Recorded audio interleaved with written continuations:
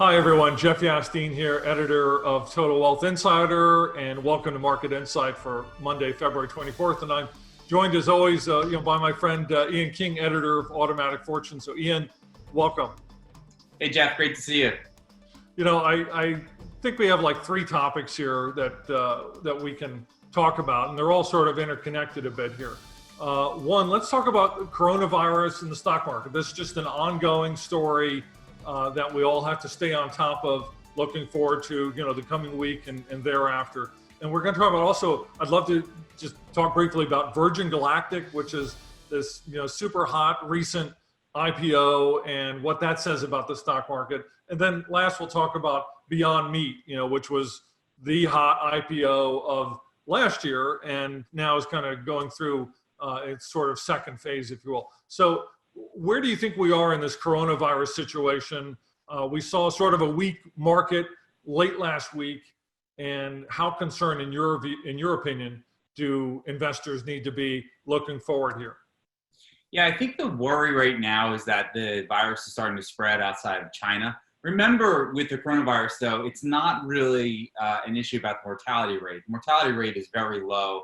It's not going to wipe out the world's population. It's under 2%, and it really, unfortunately, only impacts the people who are already sick. We're seeing over 70,000, close to 80,000 now infections worldwide. Most of this is in China. The problem is we're now seeing cases in South Korea, and that's doubling. So my worry from an investor is that you had 1/3 of China's economy that was shut down, and now you're potentially looking at parts of another country that are hugely important. South Korea is very important to the global supply chain, that could be looking at some type of shutdown in production, in manufacturing facility, in consumption for the foreseeable future until the government can really contain the spread of the virus. So I think that's what markets are really starting to focus on right now. It's the fact that it's not in China anymore. It's starting to move on to other countries. Yeah, I agree. I know in past weeks I've talked about the coronavirus as relatively limited, and that most stocks have already sort of discounted the impact, and that the spread of the coronavirus within China, considering its overall population, is tiny and shouldn't be a big deal.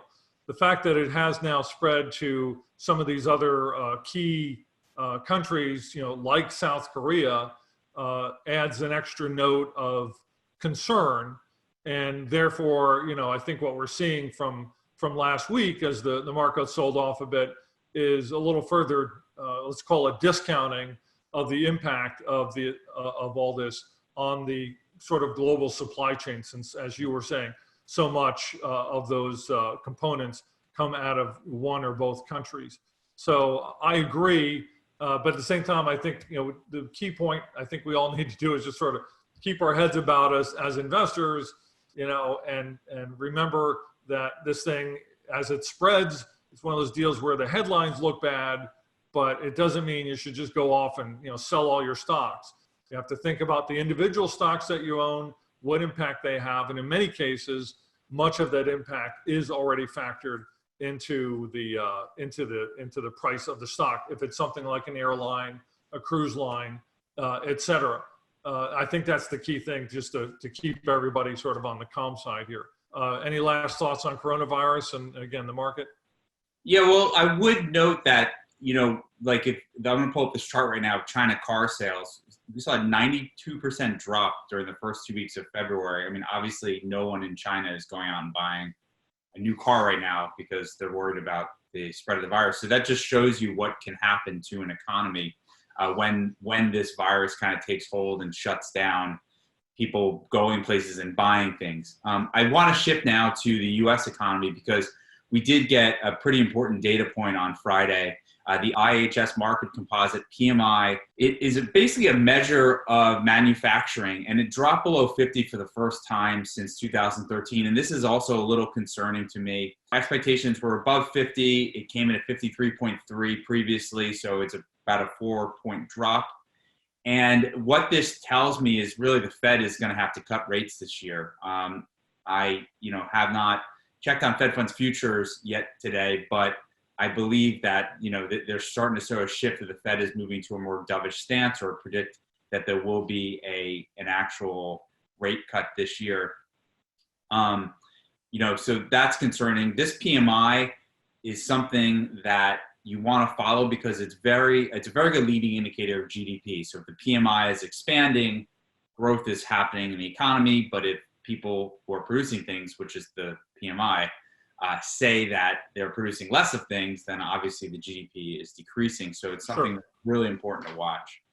I agree, but how much of that decline, the PMI Purchasing Managers Index, how much of that decline may already be related to these sort of one-off factors, like we've seen with the trade situation with China and the concern about the coronavirus, those sorts of things, which may already be factored in. And the fact that, like you said, the Fed, if they end up moving to cut rates again, that's yet another point in the stock market's favor in terms of if you're bullish and if you have an interest in seeing your stocks go up, as much as, again, the particular weakness we might see on any particular days at these levels like we saw late last week. Yeah, I mean, it could be. I mean, obviously, we saw the news from Apple, which says that they warned for the quarter because of weakness in China. But now you're starting to see, I mean, very anecdotally, I read something on Jaguar Land Rover that said that in the next 2 weeks, they're actually going to run out of parts to make new cars because they source their parts from the province in China that is effectively shut down right now. But, if you want to think optimistically about this, I think it's going to start shifting a lot of these production and supply chains back to the United States and not be as reliant on a place where you never know what could possibly happen in that part of the world. And then you can't get the parts to maybe the airplane engine that you're trying to build because they're sourced in China. So that also. Well, and let's think about that for a second, because again, I probably come off sounding like a Super Bowl because everything we talk about, I end up putting a bullish spin on it. But I just want folks to think about it and think ahead and anticipate because that's what the market's doing. And so if we think along those lines, now I think you're exactly right on. And this just fits into what the Trump administration has been looking for anyway, in terms of moving more manufacturing and this ability to make components, move more of that back into this country.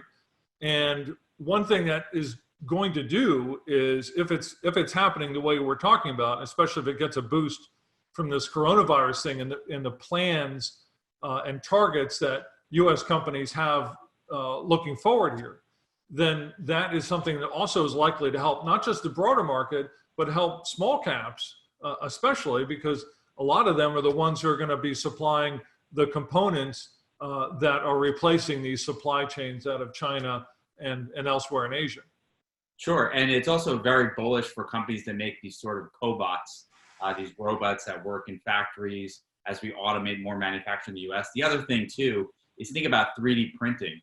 So maybe instead of sourcing these parts from China, we have this economy where everything is really made to order and you don't want to have a lot of inventory. You just kind of make it in your factory or the specific part when you need it, and it saves all this space for all these excess parts that you need and kind of changes your supply chain. But a couple more things just in terms of the market though, I want to say focus on is that the US 10-year yield dropped below 150 last week. First time we've seen that really since 2016. So this is also putting more pressure on the Fed to cut rates. The 30-year bond is below 2% for the first time in history. So we're seeing record levels of rates. And, that's also bullish because it makes credit flow to the economy. It reduces mortgage rates. The refi rate right now is below 3.5%. So people can refinance their mortgage if they want. And so, that counterintuitively is actually beneficial to the economy because it makes credit easier to get because rates have dropped. Ian, let me just put something into perspective here and get your context, your thoughts on this. Because when I hear all this, part of me thinks and wonders whether the bond market and us in general are overreacting to the coronavirus situation. The reason why I say that is you look at certain Chinese stocks and that trade in this country, like Alibaba. you would think that Alibaba would be plummeting and be down 40 or 50% somehow from the headlines that we see about the coronavirus. Mhm. It's still near all-time highs. Look at a coffee chain like Luckin Coffee, fairly new IPO. You think that thing would have cratered already, and yet it is not at its all-time highs, but it's near them, and it's not anywhere close to where it went public at late last year. How much do you think, or what would you say, in your view, the odds are that there's an overreaction? Because I see some of that, and I get some comments to that effect about overreaction and concern that we're focusing too much on that in this country, and that overall it's really not as big a deal as we're thinking of here. I think, well, that's a great point, because the broader question really is, what does the bond market know that the stock market doesn't, right? And one other chart too, and this is a good place to talk about it, is that gold is at its highest level since 2013. So you can think of gold as being a hedge against inflation in the future. So maybe gold investors or people buying gold think that the economy is going to be so strong later in this year that there's going to be inflation for the first time in whenever. Or it's a flight to safety trade. So people are getting out of risk assets and they're buying gold.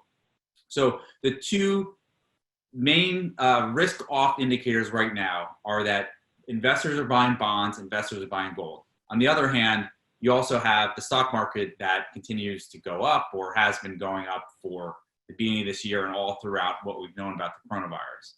And so the question is, what does the bond market know the stock market doesn't? And I can tell you, when I worked back at Solomon Brothers in fixed income trading, everyone on the bond desk, we always said that stock investors are just dumb, right? Bond investors know much more. And going back to the words of Jimmy Carville, who was Clinton's strategist during his presidency, he always said that if he died, he wanted to be reincarnated as the bond market, because they're the ones that dictate all policy and what happens in the world.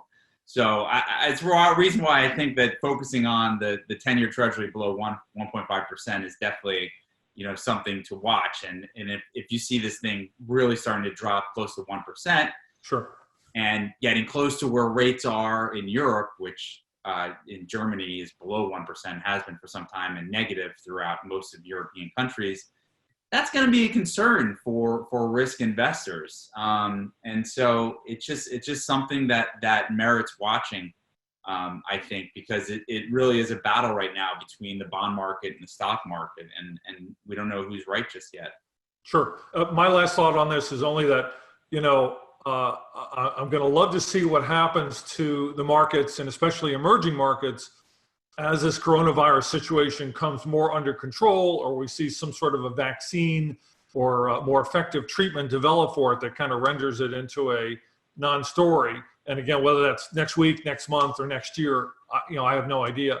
But when this overhang from the coronavirus comes off, considering how low interest rates are, again, that's one of the kind of thing where you want to be buying emerging market stocks in that kind of situation. So final thought for me on that. But let's switch to a sort of a connected topic, which is, as bearish as we talk about with the coronavirus and the potential impact on the market, we still have these speculative pockets in our own market. And one of them is Virgin Galactic. The symbol is SPCE. Mm-hmm. It went public late last year, and I think early November. And from, I think, a low after the IPO, I think a week or two after the IPO, was at like 5 or 6. And it was in the mid 30s as of last week. I wouldn't buy the stock. This is a company that's not going to have profits for the foreseeable future. It's great to dream about space. And I think this is one of those sort of story stocks that is emblematic of the time we're in. And it's also an example of what I would call speculative excess. But it does show that there's still lots of people out there willing to bet on stocks, despite this sort of coronavirus and pessimism that tends to reign, like you were talking about with the treasury market. What are your thoughts, again, related to that, this Virgin Galactic? What does that say about the market? Yeah, I mean, the chart looks like one of their flights. I mean, it's just been straight up. And that's a good one. Kind of been hanging up in orbit. But it's just one of these low float stocks. It's an interesting story. Everyone's bullish on space and space travel. You hear about how SpaceX is launching all these satellites up there, and now Virgin Galactic is going to take tourists up there. It's not in my wheelhouse. It's something that I would avoid. It might be attractive thinking that the stock is going up 20 or 30% a day, but at the end of the day, it seems like it's going to come crashing down. Hopefully, yes. I couldn't agree more. And again, that's definitely avoid the stock. Fascinating story. There's something to learn from that, as you were saying, as far as not getting sucked in on the story, as attractive as it is. So speaking of that sort of thing, new IPOs and stories, let's briefly talk about Beyond Meat, and that symbol is BYND. As you know, that was one of the key IPO stocks of last year. It soared. I forget what the top end of the price range was, but it soared. I wrote a piece saying, hey, the profits aren't going to be coming for a while on this one, and I would be getting out of it. And the stock did actually start to fall quite a bit. It's recovered somewhat since the beginning of the year, late last year, let's say. And actually, it's a stock that has a lot of interesting qualities to it. Supposedly, it's going to be profitable. I just looked at the analysts' projections on the shares for this year, and they're expecting 35 cents a share for 2020, jumping to to 77 cents in 2021, moving to above $1 share in profits for 2022. To me, that's an example of a stock where written off as an IPO, and yet there is something there.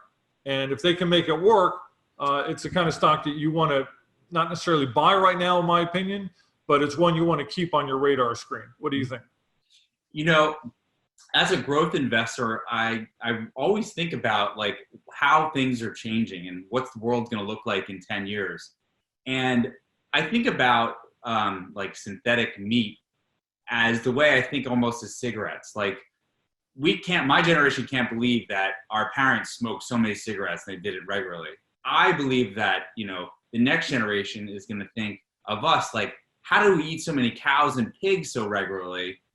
We'll say we didn't have these plant-based alternatives that we have now. So I'm actually really bullish on not just Beyond Meat, but also the entire sector. There's a bunch of private companies as well in that space. I think this is a trend that's just going to keep continuing. Obviously, there's health risks with eating animals, cows, and pigs, as well as there are significant risks to the climate from farming and having so many animals like cows and pigs. So I'm really bullish. I don't know if I would buy it at these levels per se, but I think that this is a stock that 10 years from now could be 10 times the value that it is right now.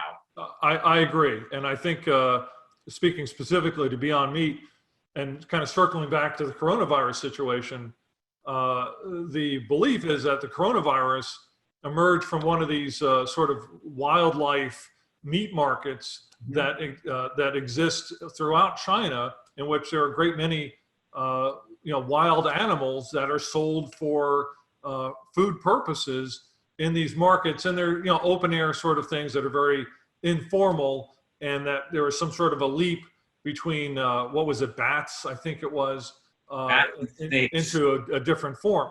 So Beyond Meat is expanding it to China.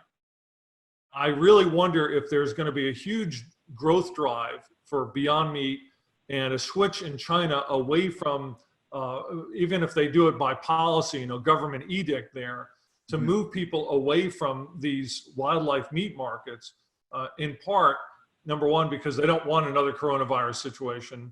And number two, it creates a different marketplace and a healthier food supply for the people in China through products like Beyond Meat. What's your thought there? So the one main difference with China is there are cultural differences in terms of how they treat food. They eat a lot of kind of exotic animals that we wouldn't even think about eating because they feel they have certain energy properties that like you said, it is a cultural thing for China and exists in other parts of Asia as well. Right, absolutely. So yeah, I mean, you have to be bullish. It's the second largest economy in the world, 1.4 billion people. And if people are worried about consuming the types of food that's making them sick, or maybe viruses are coming from these foods, because we also had mad cow disease a decade ago. We had bird flu. So coronavirus isn't the first animal-based virus that mutated from just going from animal to animal, that went from animal to person. And perhaps maybe this is a way that we can prevent further virus infections or spreads in the future. So yeah, I mean, that's also a really interesting reason why Beyond Meat makes sense. Yeah, and just my final thought on this is only that, like 4 or 5 years ago, you could not turn on the news or see it on the internet, in which there are these massive pollution, smog problems in most of the major cities around China, and especially in the key provinces near the coast where many factories were and are. And if you notice, you don't see much of that anymore. And the reason why is because after that became such a huge health issue, even though we think of China, because it has a communist government, as not being very responsive to public opinion, in fact, the Chinese government moved to close down many of the heaviest polluting smelters and other factories that were the heaviest polluters in those regions, in part to cut down on that. That's why we don't see nearly as much of it anymore. Mm-hmm. And I really wonder if that's something that we'll also see going forward here once the coronavirus situation becomes more under control. All right, Ian, I guess that's time we should probably wrap it up here, but I really appreciate being able to talk to you. And again, I say this every time, but it's true. I learn so much when I chat with you. Same here, Jeff. Have a great one. Thanks, everybody. And I'm Jeff Yasteen, talking to you from Market Insight. And make sure to subscribe to our Market Insight YouTube channel and follow us on social media. I'm Jeff Yasteen, wishing you the best of goodbyes.